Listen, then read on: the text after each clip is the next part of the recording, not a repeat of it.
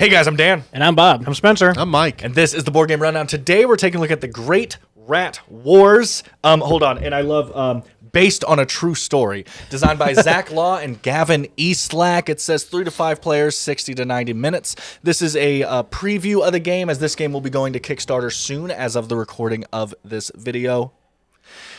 So yeah, we're going to kind of tell you a little bit about the game and how it plays, what we all think about it.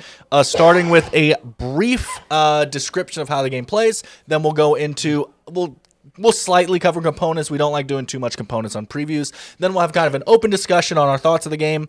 And then basically a recommendation thing. So first of all, Bob. Yes. Well, how about you run through the basics of the Great Rat Wars? Sure. So it's going to be like a 1v mini skirmish, and you're going to have a team of humans and a team of rats. And your team of humans, everybody's going to have 3 of these little like ability pieces here, and then you're going to have 2 of these little orange cubes that are going to represent your ultimate ability, and then you're going to have 3 of these little blue bits that are going to you're going to use for your maneuvers and whatnot. So you're going to have a hand of 7 cards each player.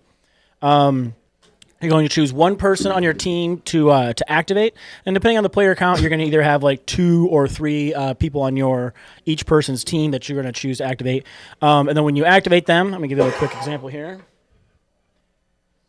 So that's what your player board kind of looks like, and then you're going to be taking your action cubes and choosing different actions to do and doing what they say, right? They all are different, like moving around, range 2, target 1. Pretty simplistic and like straightforward types of skirmishy things that you would see. Very standardized Terminology. wording. Yeah, terminology. Show them the 2 different kinds of cards. Sure. And then like along with your basic moves that you have, you also have these handful of maneuver cards. And these are interesting. Kind of weird with those colors on there. Chose the wrong color green. But the way those work, they're very area specific. So you see the little gold bar across the top. That's how the card needs to be orientated to the map, because the map has that gold bar on it. And then if it's like the red one, your guy can move to any one of those spaces in that area as long as you can draw a path line that stays within that area to get there. Whereas the other one is considered like a ghost move, and that's kind of like a teleport. You can just go to any spot in those areas regardless of what's in your way. It's interesting. It's like line of sight, but for movement. It's like line of movement. Line of movement, yeah. And then those are what you're going to use. The cards are what you use your blue spots for. You can also use those to search these nifty little trash containers here. And inside the trash containers, you are going to find cards. There's garbage cards, right? So as you search amongst the garbage, you're going to be finding components. Once you find all 3 of these components of the same color, the wick, the container, and the combustion, you will automatically trade those in for the explosive card that Mike's over there pointing at. And then once you have one of those, all you need to do is get adjacent to one of these little dumpster guys to start your dumpster fire, and that's going to blow that up. Once you blow that up, that's going to give you a victory point for the humans, and then the humans get 4 victory points, they're going to win. The other way to get victory points is if you manage to kill one of my generals, which is pretty difficult to do. They're worth 2 victory points each, so you can do any combination. You can just kill 2 generals, you can do 2 dumpsters and a general, or all 4 dumpsters, which is what they ended up doing to me earlier today, unfortunately. Once the humans all activate one of their peoples, and then the rat team gets to go, your first thing you're going to do is you're going to get to spawn these nifty little, basically soldier rats. They have 3 hit points each. They use a little die to indicate that. You get to spawn 1 at each of the dumpsters that's still around. And then in any order, you can activate them and one of your generals that you pick to activate. The generals are going to activate pretty much the same way the humans will, with the 3 little black tokens. And they also do get a maneuver card, but they don't pay any of the tokens to do it. They just get 1 card. And the 1 card that you use, though, you can use on anybody. You can use it on one of the little tiny soldier rats. You can do it on the active general. You can do it on the inactive general. Anybody you want to try to prepare and get them in position for the turn or the actions that you want to take. They are going to earn points by defeating the humans. That can be pretty tough. because as you can see, while they do have a hit point total down here, they do also have the 2 ultimate cubes. And as they take damage, if they would take damage, that would reduce them to 0 hit points. Instead, ultimate cube reactively is moved over to last stand, and it'll stay there, and basically they cannot fall below 1 hit point this turn being the current turn that my rats are activating. But during my next rat turn, I could try to hit him again, and if he doesn't have any ultimate cubes left, he will end up dying, and that'll be a victory point for the rats. That's most of the generic rundown. They have like buildings that are like terrain that gets in the way. You have all types of special abilities to like, pull people here, push people there. Healing people, put up shields, all types of different abilities, asymmetrical powers. Lots of asymmetric stuff. A couple things is the rats level up as the heroes accomplish their goals. They have little things that Level are up uncovered tokens. that make them stronger. So each player obviously has their ultimate that they could technically activate twice. Although remember, if you're activating your ultimate twice, then the rats only have to kill you once because you don't have any last stand cubes back. The ultimate and the last stand use the same cubes. In I believe every player count, all the players are playing as multiple characters. Correct. Which is not like crazy, but like a little interesting for a skirmish game. Like in a 4-player game, all the humans were still each playing as 3 heroes. That's a lot to kind of like, not only be juggling yourself, but then like you have 9 people that all have to constantly communicate. Yeah, and I like that you can't activate the same human twice in a row. You have to do each one. And once you've done all of your humans, that's when you can go back and Right. It's kind of like once like, so I have 3 people in front of me. Once all of them have been activated, I clear all the boards and I start over, basically. So it really forces you to think ahead because you're like, well, that guy's not a very good position. I'm not going to be able to do anything about it. Right.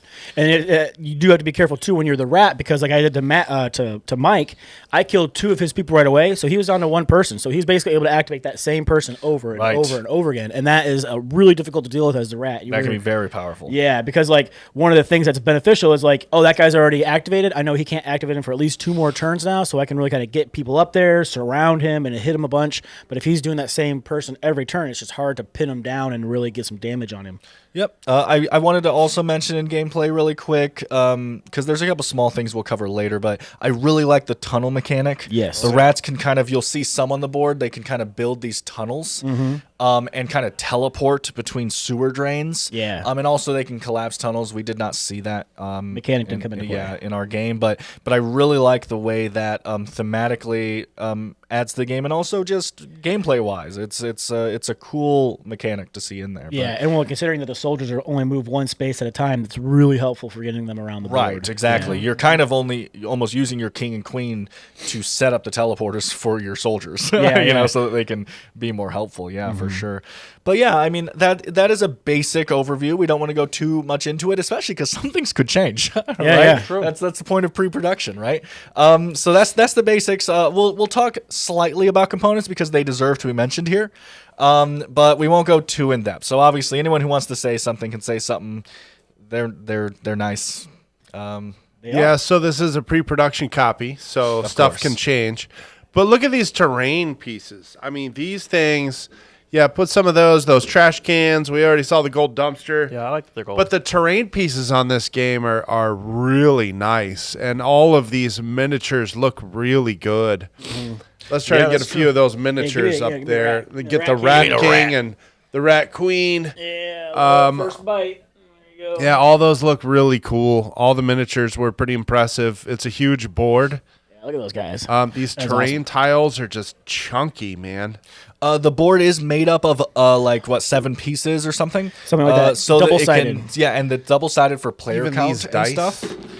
But I love those rat dice. Those look great too. Just really awesome components. I like the art a lot as well. It's more of a cartoony style, and I like it. Yep. It would look fantastic if you painted all these buildings in that cartoony style. Yeah. Like just have that kind of I don't even know. Like everything has like a really colorful, shadowy. Yeah. Look I mean, to it. this game really just has a great table presence. It really does. It looks awesome on the table.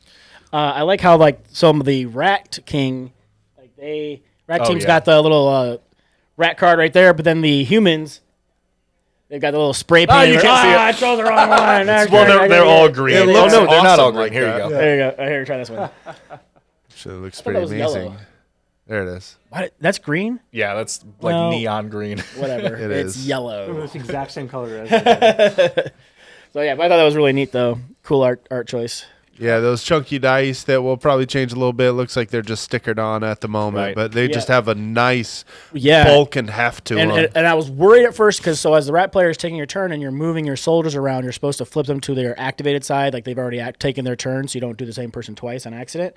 And I thought it was gonna be real fiddly trying to roll the dice around and find it, but the die is actually set up really nice to where, oh look, there's my one, and then I flip it down, there's the deactivated one, right? I'm like, oh wait, there's my three. I flip it down. There's my deactivated 3. So it was really simple to actually, it wasn't fiddly. Like I really thought, I'm gonna have to keep trying to find the right spot on that die, and like you're on a timer. Yep. You I allow was the about to first, say that, yeah, yeah. you let the first round go by without a timer, so everybody can kind of like learn their abilities and whatnot, especially like when you're new to the game. But after everybody's activated their person at least once, then you're supposed to be played on a timer. Yep. And with 4 people, it was a 6-minute timer. And so I'm like trying to flip and get everybody to their, ready side. And yeah, I didn't want to have to be messing around with these dice, but it was actually really smart that the way they lined those up to make it not as difficult. And I like that when you're digging through the garbage pails, you draw a random garbage card, but they're not all going to help you. Mm-hmm. You need to get 3 of a specific type to get one of the explosives, but you could also run into broken glass, or you could summon another rat. And also, you have to have 3 of the exact same color of explosive, or else it doesn't do you any good, which was a nice little twist. You had Yeah. to- Yeah, and then the fact that you kind of have to trade to get all of yeah, those trading was on powerful. one person. Yep. So that you can then turn that in for the explosives. The other thing about components, I imagine that the terrain stuff is probably part of a deluxe. Right. Deluxe We or don't an add-on know pack, exactly. correct. But these little tiles here are what you're going to get in just sort of the base. Like that's what the terrain's going to look like without those terrain tiles. So a huge upgrade with all of these terrains out here. They're big and bulky and just really add to the table presence for Yeah, sure. it really does. And then I like how the dumpsters are gold. 'Cause I that's- like these things too. I don't know what you Yep. call these. I call these Beads. orbs. Beads. Yeah. The last game I know of that uses them is Dwellings of Eldervale, but these are just to like mark the actions on your board, Right. And they're just nice to use. And it's Yeah. intuitive. Every action that requires a black one has a black dot. Every action that requires an orange cube has an orange cube. I mean, it's all right Yeah. there. Yeah, I was going to bring that up. I actually mentioned in a recent video, I love acrylic gems. I like them used in games. They look very nice, and they're usually a nice thematic thing. In this game, they're not thematic, but they look nice, and that's all that really matters. And then the beads are also great. These I could see in a full production version them replacing like the beads and having like little things that go on your thing that are more thematic. Like I could see them doing that as a company, but if they didn't, I would have no complaints is what I'm Right. saying. Yeah, I the do bead is really nice. like beads in games. Yeah, and those will stay on your character board so you know who has been activated and who Right. hasn't. And then once all your guys have beads on them, you know they've all activated. So then your next turn, you take all those beads off and you're ready to go again. I will say one thing that I did in our game, and I don't know if there's going to be a way in the final version to do this, but I kind of tested out, and I think it works. But it is hard. And I really like that the game is timed because there's a lot of... I like the idea that... And I'm not even 100% sure on this, right? But I like the idea of there not being a cleanup phase in this game. And it's basically just the next 6 minutes starts. Everyone clear your boards. You like... I like... Because that panic really does play into this game. There's a lot to do and think about. And so having that timer is just like, okay, we gotta talk. We gotta Coordinate. communicate. Yeah, no dilly-dally. Or for the guy who's alone, he's got 80 have units so on the much going board. on the board that he has to like... sometimes. He instantly has to start flipping stuff over. And Like, you have to try to remember which one of them has activated this turn, which one hasn't, because that's not so easy Right, to do. which is why you flip it to right, the which is why you roll them activated down. side. But then it's like you get halfway through your turn, not like, of the oh rats, shoot, had I not? Have I of done us. this? Oh, if you guys, Of oh yeah. us, yeah. Trying to figure out, well, hey, has this human gone yet? No. Okay, so that way I know, like, oh, he has gone, so he's not going to be able to move him out of the way. I want to go get rats over there, and I want to try to do some damage to that dude while I can. But yeah. But what I was leading into here was, so you put your things on your board, and then once your character has the 3 and everything on it, right, you're done. I then took one and I put it on the base of the character, right, so that when I passed that character, I put it on the base, and now that tells the rat player this person has activated this turn, because that is. The rat player has a lot to have to think about, and constantly having to say, hey, who hasn't activated? Who hasn't activated? Is like Because that's really important in skirmish games. Yeah. Planning around who can't defend themselves anymore is huge. And so having to constantly ask that is annoying. So I'm interested in if they have an easy fix for that, a little thing that goes in your character in the finished game. If not, my current suggestion is just when all your beads are done and you pass, take one of your beads, they fit on the base of the characters, put them on the character. That's a very easy thing for the rat player to now see. There's a giant black bead on that character. They have passed. That could also be part of the difficulty, but it seems better to do that with 4 or 5 players. If it's 3 players, maybe don't do that. Not as necessary. But I mean, you also have less time. Correct. Well, there's less time, but yeah, like as the rat player, I have not only my 2 rat king and queen, and then I had maybe 8 or 9 of my own rats on the board, plus than that, 9 player characters. It's just a lot of information to try to absorb and do something about. Plus, in all my abilities, I got to keep track of. So yeah. So again, I'm for the upped difficulty. Like there was one time when Bob was talking about like, hey, before I start my timer, like, can I roll my dice down? Or he said something like, can I just like use markers to mark which dice have activated? And I was like, no. Clearly the game wants you to have to rush. I love it. Let's try it out. And once he figured out the roll down, it kind of did make more sense. It was like, I can manage this. Yeah, it's not so bad. But asking every 10 seconds which characters have activated, I think that's a little too much. That was a bit annoying. Which one was this? Which one was this? Which one was this? Yeah. So anyway, that's the last thing I wanted to say there. Let's just kind of go into an open discussion. We usually call it final thoughts. That might be the stinger you see. But let's just go into an open discussion about kind of our thoughts on the game and the gameplay.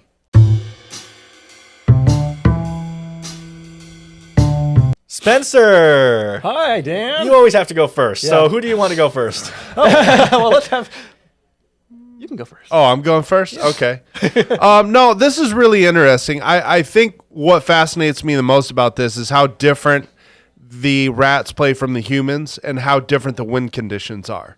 It would be a vastly different game playing the rats than it would be playing the humans. Because you've only got, first you've only got 2 guys you control compared to 3. And plus, you're trying to do totally different things. You're trying to wipe out the humans. Whereas really, as the humans, what we found was it was easier to just run around, search all of the trash cans, and try to get the explosives.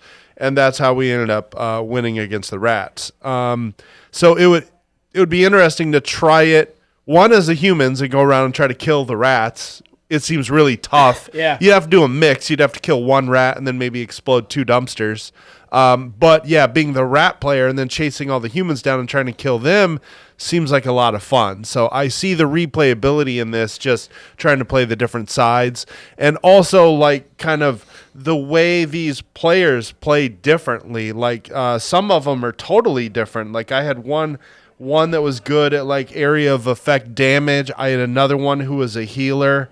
It would be interesting to kind of play different sets of these to see how they work off of each other. But I mean, for a 1v mini skirmish, this does some interesting things for sure. That I liked the word you just said there, because that's something I wanted to go into, Mike. Is you said this, you wanted to try different sets of characters, and because in this skirmish game, it's not a draft like a lot of characters. There's a variant in the back. There is a variant in the back. Sure. So normal non-variant though is okay. We're playing a 4-player game. The humans are green, orange, and blue. The blue guy gets these 3 characters, and it is clearly balanced in a way to do that so that like one character doesn't just get all 3 healers or something, right? Because you can plan better that way. Because like let's say that I took my turn and I used my healer. Okay, I now rely on one of my other teammates' healers now for my other 2 characters, right? Because my healer has gone. It's a very interesting balance rather than just I take all 3 healers and then it's just this turn I'm going to heal and next turn I'm going to heal and next turn I'm going to heal, right? Like you can do in other games, and this one's not like that. And I like that. There's clearly some balance that has gone into that, and I find that very smart. I noticed it instantly, and I'm really glad you said it, because I was wondering if it was going to be noticed, because I can see it being a kind of like a subconscious thing you don't really think about. I loved that the movement cards have that yellow bar on the top, and on the map that's represented by the yellow side, like the edge of a sidewalk, the no parking, like the no parking zone. Yeah, it represents the same yellow line on the card. Fantastic way to easily hide something that is like, you don't want it to be like overtly in your way, but you need it there because you need to know which way you're rotating everything if you're sitting around a table and stuff, right? So you can hold your hand. Yeah, it's almost like a after the Empire, right? Like, this player's going to hold his cards like this because he's sitting on this side of the board, and this player's going to hold his cards like this, you know? I was holding my cards upside down because otherwise I was trying to get them normal, like, this is too confusing. Right, but the way the movement works, that perfectly works. Yeah. I like the line of movement system, whatever you want to call that, right? I like the idea that you have this very interesting movement pattern here where it's just like this one is just fascinating, right? So you get this movement card. I guess hold that under really quick. And so that direction matters. You need to know which way is up because as you rotate that card, it drastically changes. But then this line system where you have to be able to, so it is a teleport as long as you can stay in the red dots and make your way the whole way there. That's just so fascinating. Right. Like, so there's a lot of, I don't like skirmish games, but honestly, I don't know if I would call this a skirmish game because like it is, but once you start getting 1v mini, it almost becomes its own genre, right? Like it is a skirmish game, but it's a 1v mini skirmish game, you know? So it feels different than if it was a free-for-all, which you can, you know, there's probably going to be rules for eventually. That stuff happens. Or like if it was 2v2 and stuff, right? You always get this different feeling when you have this, you know, it's the overpowered minority against the underpowered majority usually. Right, how it is, right? Obviously, you know, we'll see how this game turns out, pre-production, all that. We did feel like the Rat player did feel for a lot of the game that they were behind. It was rough. Yeah. But it did also end. It could have ended 3-4. He chose not to kill someone. Sure. So it could have ended with a 1-point difference. That's not unbalanced. Like, that's not bad. The problem is I can see the amount of stress on the Rat player to get to 3 points versus the amount of stress on us was very different. I was relaxed the whole game. I had a great time. You know, my guys barely got hurt. I was sniping people, and I'm just and Bob's like he's like the Jordan Peele sweating meme every time he makes a decision. Yeah. But yeah, there's just for this type of game, there was a lot of very clever game design that went into it with the way certain things are designed, I guess, right? But I'm taking the look of them and how they enhance gameplay, right? They are clearly there because thought went into them. This will not only be fun and thematic and ease of life, right? The quality of life improvements that this game gives you is nice. So yeah, I very impressed is what I'll say with the version of the game I played today. Cool. You've played this with a multiple player count. Yes. How is it with the different player counts?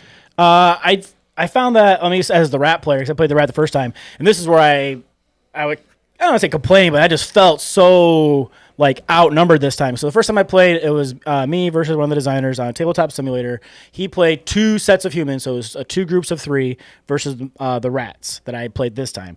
And this time there was 3 sets of 3 against the same number of Rats I had last time. Sure, I had more hit points this time because that's the variant that you get for having this player count. But if they don't hit me at all, what does it matter if I have all these hit points or not? That's very true. You know, so and it was super hard for me to get my guys around the board enough to try to be in relevant places for when they got to my dumpsters or tried to guard trash cans to just try to stand in the way. And it was very tough. I was very surprised I was able to get it down because you guys having the ultimates and using them for just last stands, I never would have killed anybody, I don't think. But once you started to, because there are very strong abilities. Once you use your ultimate abilities, they're very strong. They took out a bunch of my guys all at one time. But that also opened the window for me to be able to try to kill you because then I had to drop you to 0 hit points fewer times, right? And so it's kind of that balance like, wow, yeah, I can do a whole lot with this ability, but now I'm much easier to kill. And so that was very interesting. And it was unfortunate that Mike was the one that decided to use the ultimate abilities the most, which made him the easiest person to kill, which then now he was down to the one character and just using him over and over and over again. And that made it difficult for me to do anything about. But I definitely was interested in trying the 5-player version because in that one, 2 of the players activate, because you guys have simultaneous turns. That's another thing too that I guess we forgot to mention is that when the humans go, all 3 of them are going. So like one of them can do one action, some do somebody else, the other guy do another action, and they can just kind of keep going back and forth, and they're taking their turns simultaneously.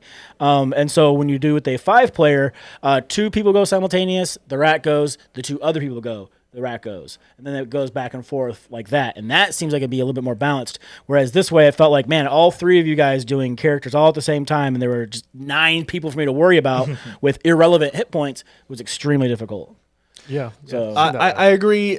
If I had to state negatives, my two negatives would be Last Stand seems too powerful. yeah, because it lasts the whole turn. Yeah, But like it doesn't heal them at all. It'll just keeps them at 1. Right. Yeah, it stops you from It dying. saves you But a it does turn. save you a turn. Yeah. Yeah. And the fact that if no one ever uses their ultimate, you have to kill each person 3 times. Right.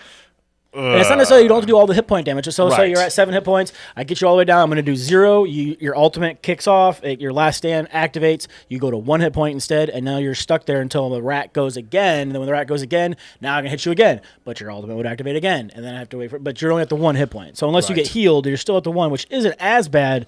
But still, being alive for that whole extra round. Yeah, it is clearly tough. made a difference in our Yep. game. It does feel weird. It could be perfectly balanced. I'm not trying to crap on that design at all because I'm not. We haven't playtested it Yeah, 100 I'm not times to see if experienced that's what enough you with need. that system, Yeah. especially as much as like the designer is. Right, it just does feel really strong. Like in my head, I would have thought that it's something you have to like do ahead of time. Activate. Like Right. I'm activating Last Stand this turn in case I die or something. Right. Right, because then.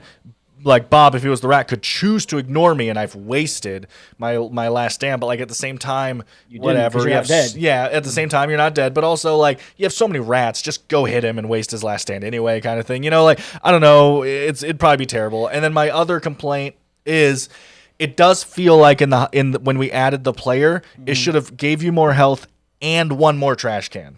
Right? It's weird that the trash cans stay the same because we had more players, so Yeah. we just had to rush the trash cans. You know, so The dumpsters or the trash cans? Sorry, dumpsters. Okay. I'm sorry. Yeah, you're good. The large trash cans. Yeah, well, or to change my spawns because they literally took my dumpster out. So it wasn't their first character activation, but on their second character activation, they were able to blow up one of my dumpsters. And so I was like, okay, well, I'm already down spawning guys. Right. So you wonder if like maybe you could spawn, a certain amount of guys at your dumpsters. So it'd be like 1 at each dumpster. Oh, It'd that be was like, that was the other you're thing saying, we you talked should just about. do 4 guys, and then you can just divide them amongst Yeah, the divide them dumpsters evenly as amongst evenly the as you dumpsters. can. So as the target, I think this is a really good idea. It might be terrible, designer. So you might maybe be. you've tested, but I really think it's a good idea. So there's 4 dumpsters, right? So Bob the rat player gets to spawn 4 rats. He has to spread them as evenly as he can. So when there's 4. 1 at each. 1 at each. When 1 gets destroyed, he now has an extra rat he can put at any of the remaining dumpsters. When the second one gets destroyed, he has 2 rats. Now it would be 2 and 2. 2 and 2. But then when you get down to that 1 dumpster, you're spawning 4 rats on that 1 dumpster. I really do think that's not bad. Right. I've seen similar things, and I think that might be an interesting thing to test out. It might make it difficult to actually get adjacent to the actual dumpster. No, I don't think not. They only have 3 necessarily. health. Yeah, they only have 3 health. They're super easy. Plus, you can push them out of the way. Yeah, That's true. I have like 2 pushes and 3 abilities that do 3 damage. Yeah, and it's not like you have to. Once you have the explosive, you just push out of the Yeah, way, and then you move do up this. there. You have 3 maneuvers. Move, do it. place blue Yep. acrylic token. Yep. So yeah, I don't know. Yes, That's it would make interesting, the though. end game harder, but I don't think that's bad. It reminds me of how like Whitehall Mystery works, right? In Whitehall Mystery, at the start of the game, Jack has advantage. He can go anywhere he wants, but the humans are kind of just running on blind until they find clues. But as Jack is gathering evidence, like when Jack only needs 1 more thing placed, you know exactly which quadrant he's going to. And the balance completely swaps. In the late game, humans have full-on advantage. You can block off bridges, and I feel like that could come into play here. It'd be interesting to test. That's all I'm saying. Sure. But yeah, that's the big things for me, right? Yeah, I mean, I enjoyed the game. It was very interesting. I'm not usually one who plays a lot of the 1 versus many games. Sure. But when I do, I'm never the one. I don't always. I'd like to try it out as the rats once or twice and see how they feel. If you start coming up with strategies to be like, okay, I'm going to let them have those 2 dumpsters, and I'm going Right, to really and bulk heavily up defend this. these 2 dumpsters. Yeah. Something like that. Yeah, I don't know. Yeah, I didn't really get my finishing thing here. I did enjoy playing as the rats. I haven't played as the humans yet. Usually during the 1v-minis, I tend to be the one because I am the one like learning the game or whatnot and teaching, so it's just easier for me to be the one. But I had a lot of fun. Like it felt. I've played the others quite a bit, which is a 1 versus many, and that just felt way more like not balanced. Like I myrtleize people. Almost Like, purposeful, though. you know? yeah, but like people don't want to play me in that game anymore, which I get, But this did feel a lot more balanced. Yes, I felt overwhelmed the whole time, but like Dan says, it was pretty much 3 to 4. And I almost had a chance at the very end to stop them from blowing it up because I pulled the guy back and I rooted him down. But the other guy ran back. I was like, "Give me the bomb!" And he ran up there. I was like, so close. It's a bomb. But yeah, it was definitely fun though. I did have a good time, trying to maneuver my things. There are other rat generals. So we had the king and the queen, and there are some other rat generals with other abilities I have yet to see. Guy. Yeah, so I'd be interested to try those guys out. Cool. Yeah, and I was also thinking, you have these tunnels, and if a human walks over a tunnel, it collapses and does 2 damage to them, right? Yep. You could surround the humans with tunnels. Yeah. Well, that's what I was kind of hearing. I was gonna try to block off that whole area. Did a pretty good job, yeah. But then you have the ghost moves, and you kind of teleport right past teleport, it. Yeah, that's true. Yeah. But force them to use those ghost moves. Correct. Yeah. The powerful ones, yeah. Okay, well, we don't really need to cut to another section for this. We're going to just kind of say, hey, do we recommend this game, and should you check it out? And I think you've kind of been able to tell. I'm not going to lie. I went into this being like, uh-oh, you guys invited me to a skirmish game. Dan's going to hate on a game today. But this was fun. This was a good game. I do suggest checking this out. When it is live, we should have a link in the description. So stay tuned for that, or go follow the page. I recommend it. Yeah. If you like skirmish games, this is definitely a recommend. It's a very neat take on the skirmish games. I enjoy the theme. I think it's funny. And I do like the whole swarm mechanic of the rats. Zerg Rush. Yeah. Check it out. Yeah, and if you like variable player powers and asymmetry, this definitely gives you a good feeling of that, as well as each combo of heroes is going to feel different, and playing the rats versus the humans will feel different. Surprisingly thematic, too, with the player abilities, I'm saying. When you read the names of my abilities and what they do and who they're for, the archetypes, good job. Yeah, and I like how all the humans, they all have the same 3, and right. those all have an alternate, which is all different. Right. Yeah, we can all jog, throw, rock, and punch, and then our enhanced version of that, if you want to call it that, is where the asymmetry comes in, yeah. I would recommend it. I'm probably not going to recommend it as much as you guys did. Sure. I did have a good time, but I'm not personally going to go out and buy it. Sure. I think that was everyone, right? Yeah. Okay, well, thanks, guys, for watching. We hope you found this informative and helpful. Let us know in the comments anything that you want to say about this game, or anything that you think that we can improve on. We're always looking to improve. So this was The Great Rat Wars by Bushwick Legends Gaming. Thanks for watching, guys. We hope to see you soon.